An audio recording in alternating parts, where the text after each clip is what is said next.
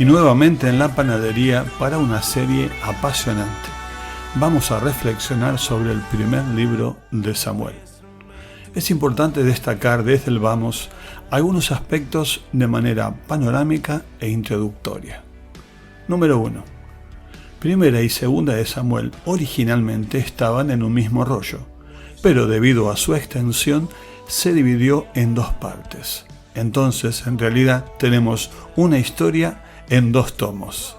En la Biblia hebrea, los libros de Samuel y Reyes estaban dentro de los denominados profetas anteriores. De esta manera, se señalaba que la historia que se relataba iba a hacerse desde la perspectiva de Dios. Sí, historia humana interpretada, narrada y dirigida por Dios. En segundo lugar, ambos libros de Samuel y los de Reyes están conectados.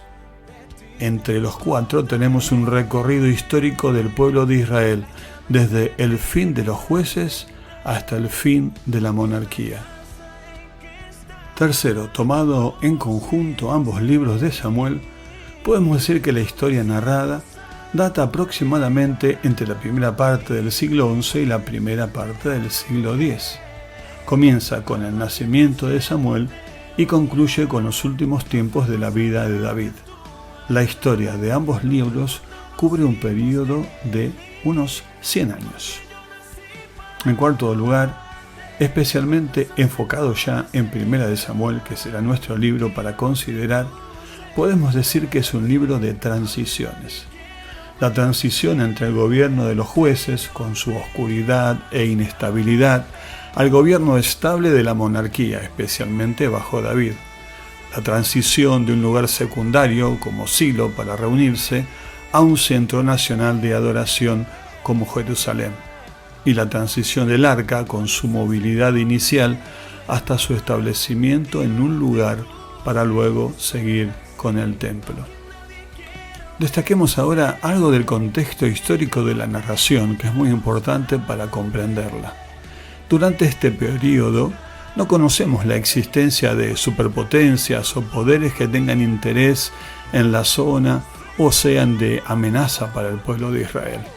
Esto entonces permitió la consolidación de un poder local fuerte que va a gobernar también a los reinos vecinos, cosa que ocurrirá bajo David. Sin embargo, aún en ese escenario hay enemigos persistentes que ya han aparecido en el libro de los jueces. Son los filisteos. Se trata de un país marítimo, establecido sobre el Mediterráneo, con dominio sobre la línea costera y parte del interior. Este pueblo enemigo seguramente estuvo detrás del impulso que llevó a la unificación de las tribus de Israel y finalmente a la monarquía para hacer frente a ese enemigo común. También está detrás de las luchas de Saúl y su posterior derrota.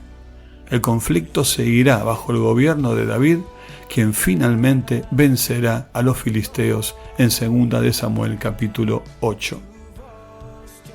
Conviene reiterar que Samuel es el que cierra la etapa de los jueces o caudillos de Israel, siendo el último representante de ese tiempo de anarquía en que las tribus carecían de unidad entre sí.